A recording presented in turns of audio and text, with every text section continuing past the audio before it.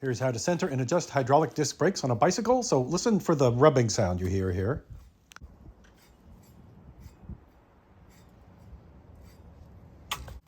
So to fix it, we need to center it. And to center it, we're going to undo the bolts, the two bolts that hold the caliper onto the fork with an Allen wrench. And you don't need to turn it too far, like a 1 or 2 turns is enough. We just want to turn it and get it loose by turning it counterclockwise enough so that you can move the caliper around, that it moves back and forth freely.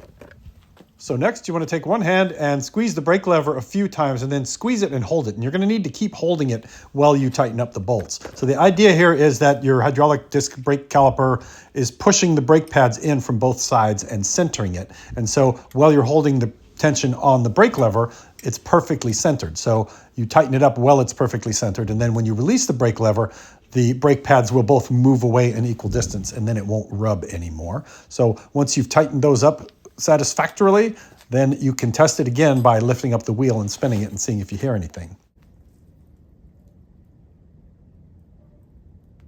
And now it is perfectly quiet, so we know that we've centered it. And just for reference, here's what it sounded like before.